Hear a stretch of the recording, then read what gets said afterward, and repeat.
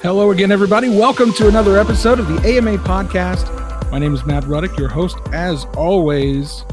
Coming up today, we've got a really special interview that I'm excited to bring you guys. You know, last week we had a conversation with our Government Affairs Director, Tyler Dobbs, who told us a little bit about the recent letter that was sent by the AMA, EAA, AOPA, and Wing to the FAA to kind of tell them what our thoughts are about remote ID. And we've got Tyler back on the show with us this week, as well as a couple other special guests that I'm really excited to talk to. First of all, Tyler, thank you for joining the show. We've also got on the line with us Adam Woodworth, who is the CTO from Wing. And we also have Ben Brooks, who's from the public policy department there at Wing. Ben, Adam, thank you guys so much for coming on the podcast. Thanks for having us. I think that this is a really important conversation to have, and happy to kind of share our experience and share our perspective on this journey we're on.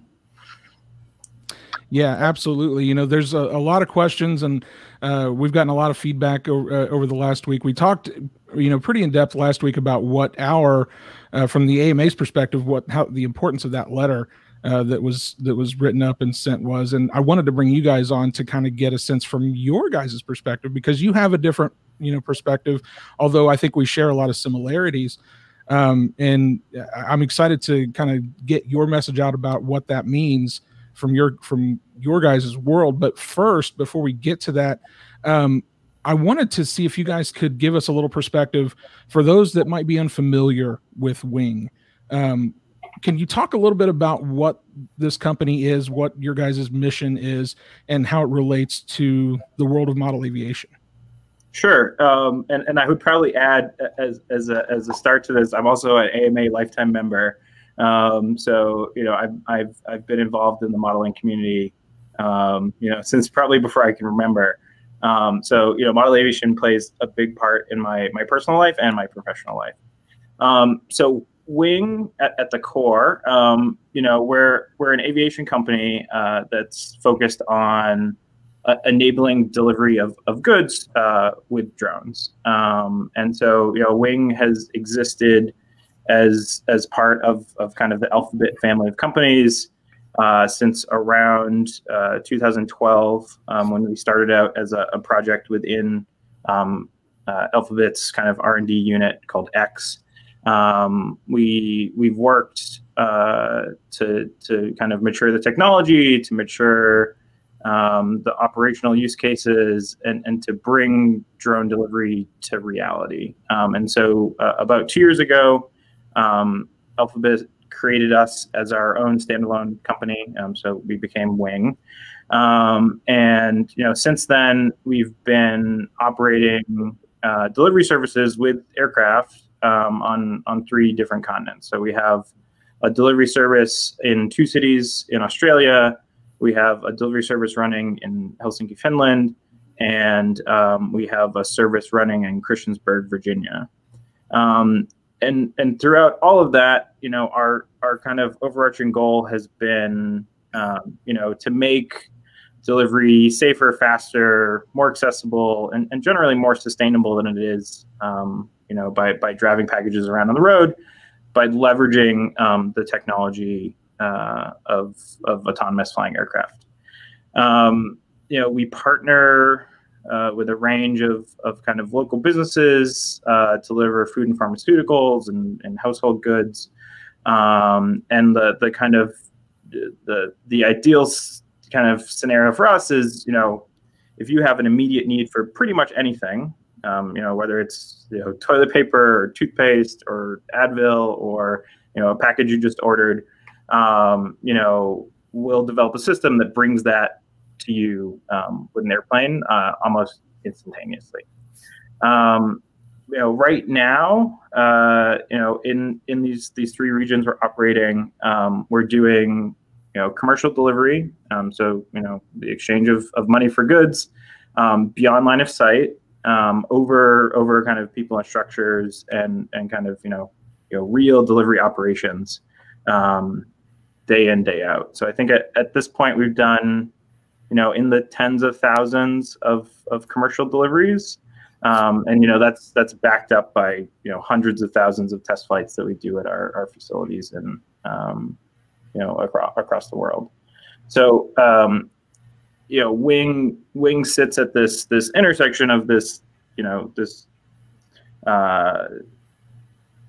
drone space that's been evolving over the last couple of decades to bring that technology to kind of everyone's daily lives. And we've seen some kind of really powerful use cases as a result of kind of the impacts that COVID has had on communities.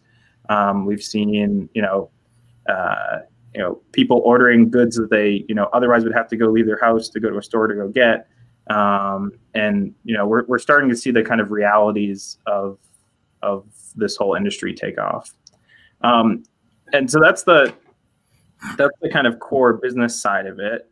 But within all of that, Wing has a kind of a core operational tenet that we want to be good stewards of the airspace. We want to be cooperative players in this industry and cooperative users of this amazing resource that is the national airspace. So wherever possible, we focus on bringing kind of collaborative solutions where we can work with both industry partners and partners throughout the aviation world to make sure that everybody has equal access to the sky. And I can't understate enough that's one of our kind of core company beliefs that everyone should be able to operate things in the air. And we want to provide solutions, and we want to be good partners in that conversation to make sure that's an outcome that's sustainable. Well, Adam, and in our early conversations, I think we started maybe on a flight line in California at Expo, and we were discussing remote ID coming soon, and it was refreshing to hear that we understand what Wing is looking to do and what their overall goal is, and it was certainly refreshing to hear that, hey, we have a mission that we're driving towards, but we understand that we can do what we're going to do and still allow the hobbyist and modeling community to continue doing what they've been doing for 80 plus years. We just had to work on a solution that made that viable for everyone. And early discussions with you and with Ben, sharing language and being collaborative on that, it was certainly helpful, and appreciate all your help with that. Yeah, and I think part of the reason why we have that core belief is that so many of us came from so many different parts of the aviation space. So if I look at kind of any of my colleagues at Wing or any of the colleagues that I've had throughout my career in aviation, there's always some tie to they either flew model airplanes as a kid, or they hung around at the local airport and flew GA. They got their first experience with aviation because their uncle had a Piper Cub and they flew around the farm. There's just aviation in the recreational form, whether it's GA or whether it's model aviation, is the gateway to the aerospace industry. And I think that there's a lot of really famous examples. I think we point at Neil Armstrong a lot with his background in model aviation. We point at Burt Rutan. We point at kind of all these kind of huge figures in the aviation world. But most folks I've interacted with over my career in this space have some tie back to this. It's so pervasive that the thought that we might be shutting off the next generation of engineers and pilots and scientists and just people who when a plane flies over, looks up at the sky and gets excited, like we have to preserve that. We have to try to protect it. And so that's why I think that that's why it's become such a central part of our business to be responsible, cooperative, and helpful actors in this space wherever we can. Absolutely. Yeah, absolutely. Now, Wing, you guys recently joined forces with us at the AMA with the AOPA and the EAA, as we mentioned. to write this letter to the FAA kind of about remote ID. I'm curious if you guys can talk about, making that decision and why you thought it was important to help support the modeling community. Adam, you kind of touched on that a little bit right now, but specifically going this far to actually reach out to the FAA and say, listen, this is what can't happen, and this is what we think should happen, and that sort of thing. Yeah, I'll tee that up a little bit, and I'll let kind of Ben dive in, because I've been kind of hogging all the conversation. I think that as we discussed, this is a process, and the process involves a dialogue and information sharing, and I think within hours of seeing the notice of proposed rulemaking, over the holidays, we had a variety of conversations, and we started, reading the rule, looking at the parts that made sense and looking at the parts that didn't make as much sense, and formulating, evidence-based arguments to, both address the challenges in the rule and provide, alternate means of compliance to that. And that's where it becomes you have to share that. You have to share that position. We can't, it's very easy just to kind of, read the document, get mad about it, and kind of, stew on that anger. But sharing kind of actionable recommendations is the path towards kind of cooperative change. And so, I think that, one of our kind of, again, kind of central tenets is, provide kind of, reasonable suggestions and reasonable pushbacks when pushback is required on, on concepts that may or may not make sense. And so I think that there is this element where I think that there are parts of remote ID that are necessary to, ensure that the national airspace is a kind of safe and cooperative environment. But that doesn't mean that, everything that's in that proposal needs to be there to get to that intended outcome. And I think at a high level as well, we share your objectives. I think we all agree here that safety, security are really important to the future of drone integration and the integration of UAS generally. Now, to that extent, I think we also agree that in the right hands, with the right safeguards in place, remote ID can be one tool that helps to achieve that aim, right? I think remote ID can help to do things like investigate accidents. It can help to promote compliance and responsible flying. The challenge in our mind is that there are, as I say, many ways to skin a cat.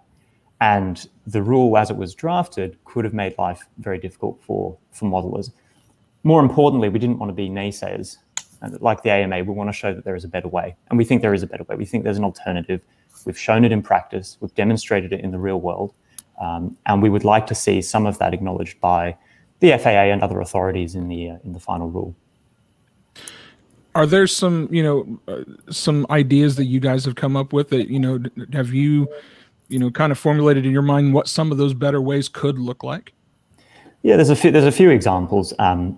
At the very beginning of the year, we put forward, I think it was a 50-page paper in the end to the FAA explaining what some of these examples might look like. One of them, of course, is to have a process in place for clubs and schools and other organizations to create new, what they're calling FAA recognized identification areas. So over time, we should see more of these areas. There should be a process to renew them. And that's one way that hobbyists can continue to fly. But we also care about the local park flyer, right? We care about people being able to go into their backyard, to the local park, take out a model and start flying. One example of an alternative here is to declare your flight intent. So in other words, you as a hobbyist will be able to pull out an app on your phone. You'll be able to say, I'm going to fly here for a certain period of time, up to a certain height. And that information can effectively be your remote identification information. Now, we've shown this in practice. We held a demonstration even before the rulemaking came out late last year in San Bruno, California. So near San Francisco International, complex airspace, a busy part of the Bay Area. And we showed that a hobbyist flying a home-built model can pull out an app, tell us where their flight area is. If they don't have internet, they can do it well in advance of their actual flight. And that information can then be visible to the FAA and other authorities on an as-needed basis. So that's just one example of how there is a better alternative, and it's an alternative that still meets the FAA's objective of safety and security. Sure. And that's why I think it's so important that we came together on this, because AMA had been pushing that message for quite a while. Obviously, we would like to be exempt from remote ID rules for line of sight operations, but we understand there's some big players in this discussion, the FAA and security agencies like the DoD and others. And so if we're going to get forced down the road of remote ID, then those types of solutions, the fixed flying sites, the marking your location if you're flying outside of one of those flying sites through an app-based solution, we felt like made the most sense. That was something we were pushing to the FAA and to the appropriate members of Congress.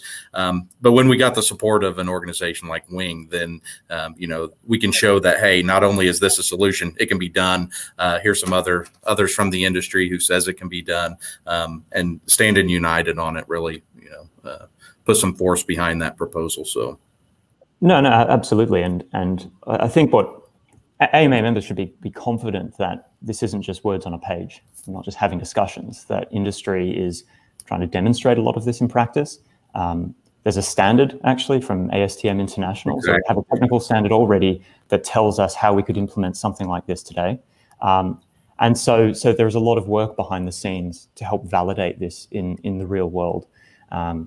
That said, look, we do want to give credit where credit's due. The FAA has a really tough job, right? They have to balance these concerns from law enforcement, which are in many cases legitimate. They have to ensure safety. They have to promote compliance. And they have to do all of this while they have Congress and local authorities across the country breathing down their neck. So it's a really difficult job.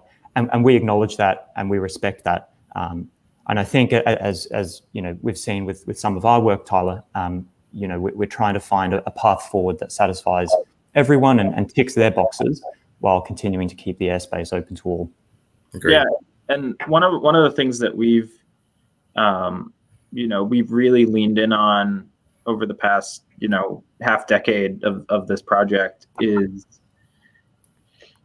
standards and rulemaking and process which are aligned with the risk and aligned with a set of performance-based standards. And we take that approach on the design of our aircraft and the cert basis for our aircraft and the kind of use case for that aircraft. We think that there's a similar approach that is warranted on kind of any of these rulemaking efforts where is the solution that's being proposed commensurate with the risk that exists, and is the burden of that solution commensurate with that risk as well. And so I think to Ben's point, the FAA has a very complex charter that there's a lot of players, there's a lot of voices. They have a pretty hard job to do to kind of preserve the safety and security of national airspace.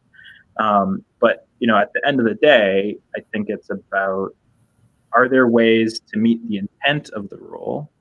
And I use the word intent, like very specifically the intent of what the desire to have a remote identification capability is, so that you can identify aircraft where they're not supposed to be, or as Ben said, investigate accidents after the fact. Meet that intent without imposing specific parts of the rule that cast out a lot of model aviation. So when reading through it, there were a lot of elements around the level of automation that's kind of implicit in some of the technologies that are required. So distance limiting of the aircraft, and connection of the remote ID solution into the flight control. If I have an old GWS Pico stick, right? Like it doesn't, like I don't know how I'm going to tie in to a flight controller that's not there. Some of the tamper proofing requirements, if folks are building their own airplanes on the kitchen table, like I think it's hard to meet some of those bits. Some of the manufacturing requirements and the cert requirements, and as Ben mentioned, some of the expiration dates on the authorization areas. All those elements are things that I think go a bit beyond the intent, right? Like they're means of getting to the outcome, but I think there are alternate means that can be equally as effective in delivering, the intended outcome for the regulator without the collateral damage to the community. And while not exact, there is precedent to this, declaration to fly. We see that with Lance and all in controlled airspace. Yeah. You log onto your Lance app and you request authorization through it. And this would be a similar type process, not exact, but similar. Yeah, absolutely. Yeah, and I think Lance has been somewhat of a marquee program in that it shows the ability for industry to come and deliver solutions. I think there's 20 plus Lance, 21, 23 Lance providers in the U.S. Have it be standards based, have it be performance based. Like it's all the elements of what I think kind of like modern rulemaking and solutions development look like, and it's largely successful, and it has huge value to everyone, right? Like it lets people fly, in places that they weren't allowed to fly before, with a process that I think I don't even remember what the on paper Lance authorizations used to be, right? Like if you filled out the form and sent it in, I think it was like a 90-day, or it was either 30 or 90 days, I forget which one. But now it's you pull out your phone. You look at the grid, it says, okay, I can fly up to 200 feet here. You click the buttons and within, sometimes a matter of seconds, you get authorization to use that airspace. And I think it's an awesome proof point. And again, it's one of a variety of ways that, you can get to the desired outcome of providing some level of identification, in a way that's, very low burden to the average operator. I think on the very best day, you want no additional steps from, somebody who goes to their local club and pulls out their, I don't think they make tower trainers anymore, but, pulls out their tower trainer and fires up and goes fly. Like, that experience should be largely the same. And in kind of, in the practical case, one or at most two steps additional, and okay, I pull out my phone and I say, yep, I'm flying. Making it easy to comply, I think it's important. It's important to everyone. Frankly, I think it's important to the regulator. Like having it be easier to comply means that more people will be in compliance. And it's important to note that even with something like Lance, which to Adam's point is a very safety and security sensitive function, right? Flying into controlled airspace. We've got these 20, I think it's closer to 27 Lance providers, and a number of them offer these services for free to hobbyists. So, in our mind, when you have a vibrant and competitive network of these providers, there'll be something for everyone. There'll be options for the complex commercial operators who, under remote ID, will have to do much more precise remote identification, but there'll also be options for hobbyists as well. And that's the kind of outcome we want. So, I think the precedent, to your point, Tyler, on Lance, is that when you have that ecosystem, when you have that network, there will be nil cost, low cost, very accessible options, which, to Adam's point, will help to maximize compliance in the community. Absolutely. Yeah, absolutely. Because, if people don't comply at the end of the day, it's no good. And the whatever regulations they put out, if nobody uses them, it's not going to do them any good. It's not going to improve safety in the airspace. It's making it so that people will be willing to comply, and that means, as you mentioned, making the barrier to entry far lower than what they originally were proposing.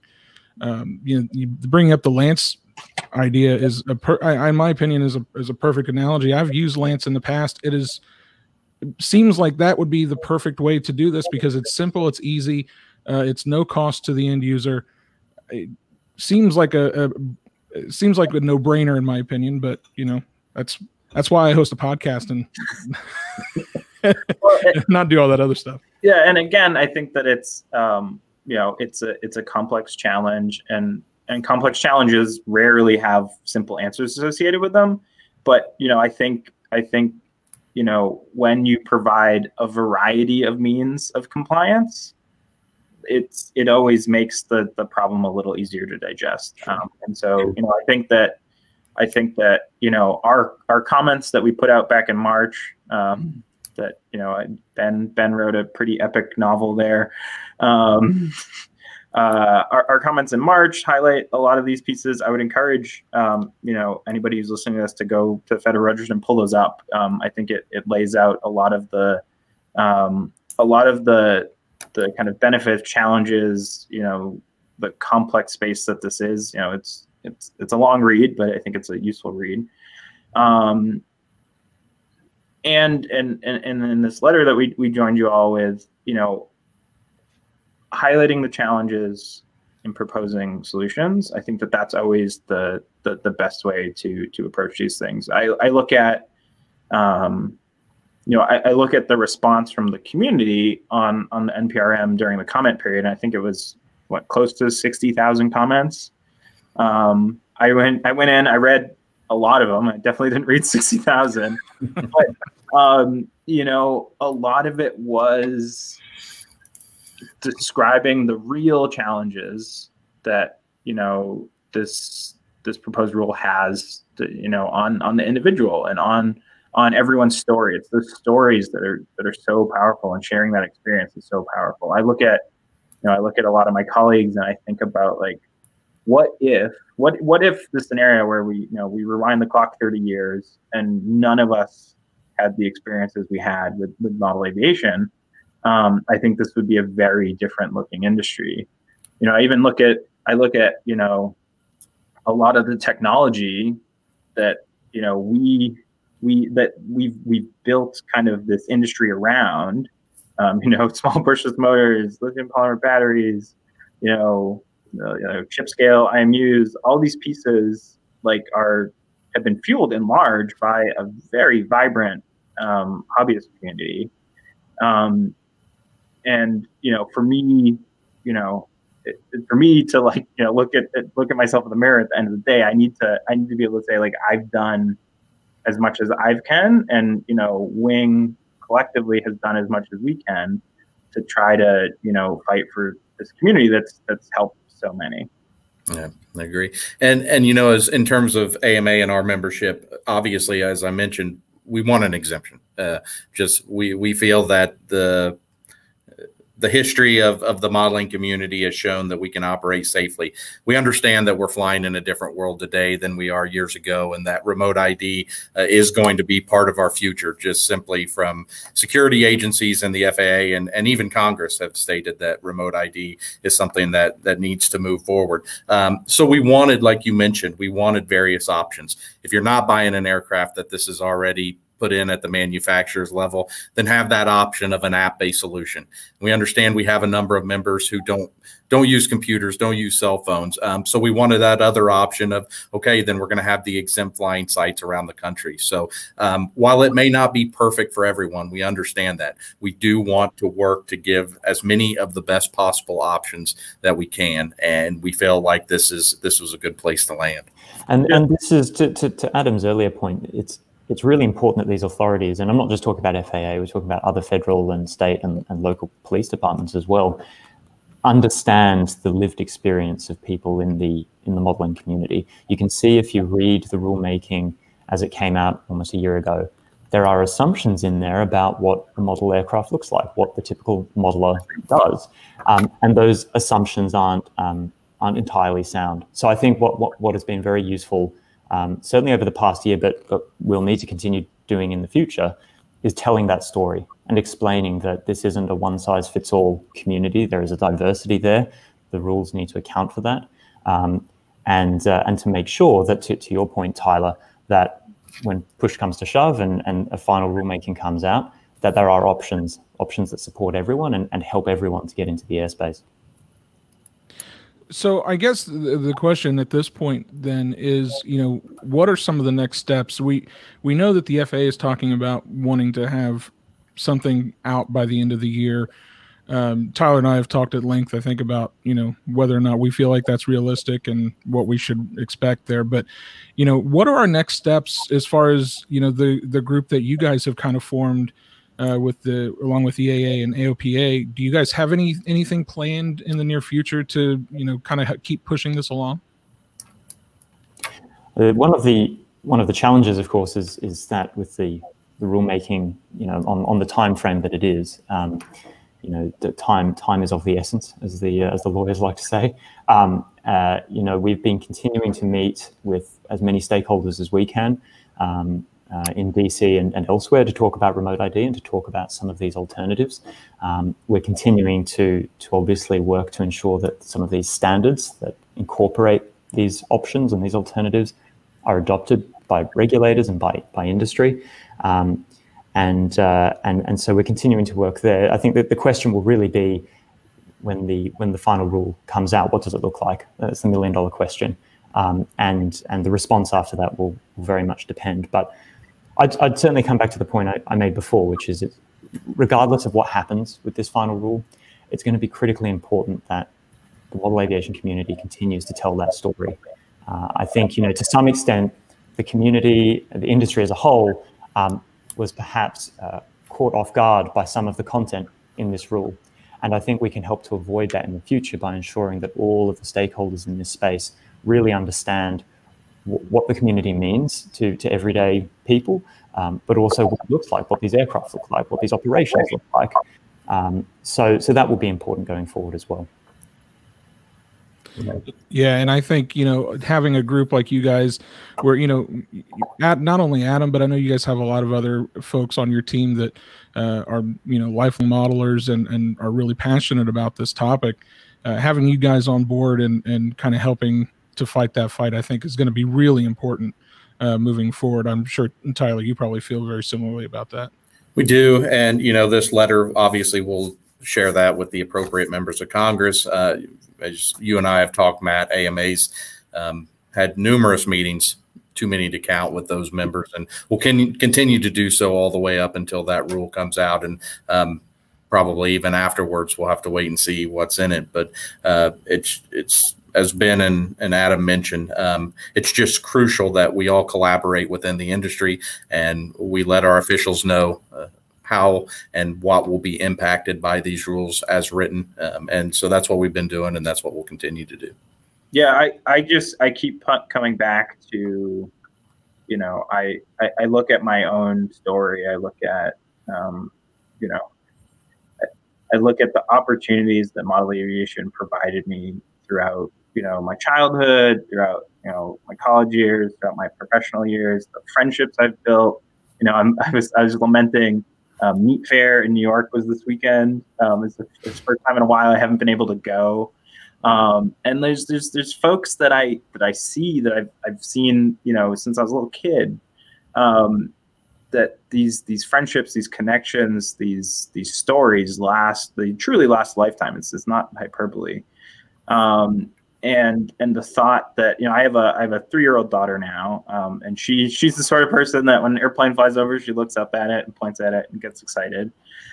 I need to protect that for her, right? Like I need to be confident that there's a future for her that, if she chooses, she can have the same kind of path that myself and a lot of my friends had throughout their life. And I think that it's just like airplanes are just too cool, right? Like there's just something awesome about flying stuff.